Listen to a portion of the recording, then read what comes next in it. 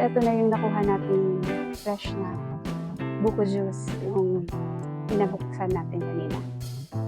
Organic. Walang halong chemical. Okay? Walang asukal. Sarap, refreshing. Mainit ang panahon.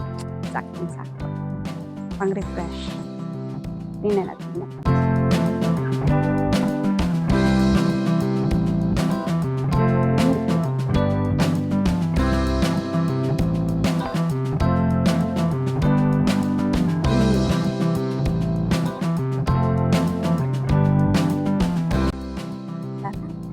Masarap at saka matamis-tamis. Galing pa sa puno ng niyog.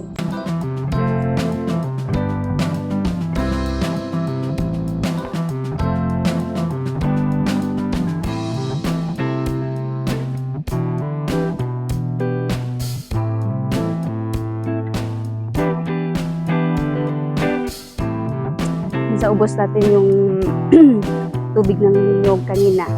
So, nagpabukas ulit tayo ng iba. Minsan lang tayo dito sa bukid. Eh, sulitin na natin yung pag-inom ng fresh na buko juice. Diba? Sarap. Sandali ha. Tikman natin kung kasing sarap siya no? Isa kanina. Linisan ko muna konti. Eto na. Game.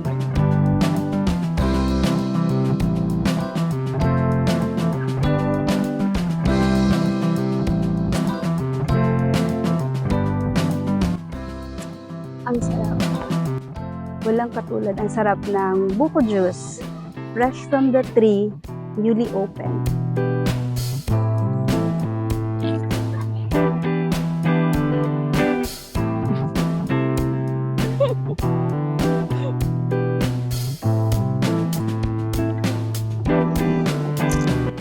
Nagdudugyot-dugyutan.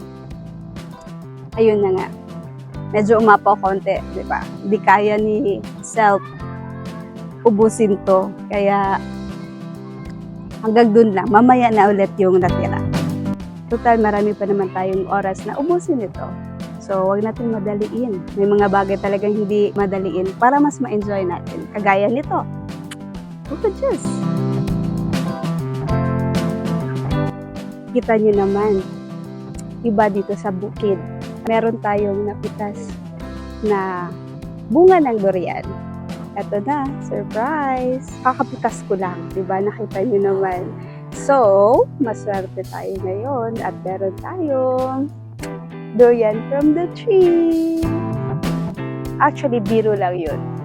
Etong punong ito ay puno ng rambutan. Hindi po siya puno ng durian. Edges lang yun. Pero ito talagang bunga ng mga durian is excited ako, di ba? Galing talaga ito doon sa mga puno nakatanim doon. So ngayon, pagbalik natin dito, sinurpresa tayo na meron silang nakuhang hinog na mga durian galing pa sa puno. So hindi siya hinog sa pigit. Okay? Tikman natin ito mamaya. Sana ma-share ko sa inyo ito doon sa mga durian lover. Okay? Mabigat. Ang kulay niya medyo yellowish na. Okay? Ayun. Yung isa naman kasi, iba yung variety yata niya. Ibang klaseng variety. Pero masarap din. Tingnan, sandali ha. Papakita ko yung kulay. Kapag nahinog. Ayan. So, ito, hinog na rin ito. Kaya lang green. Itong isa din, hinog na. Medyo yellowish. Pero ang maganda dito sa dalawang magkaibang variety is parehong masarap. For sure yan. Tingnan natin mamaya.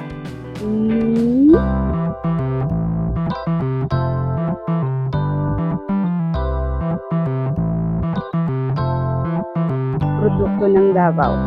Ang durian. Mas paborito kong prutas.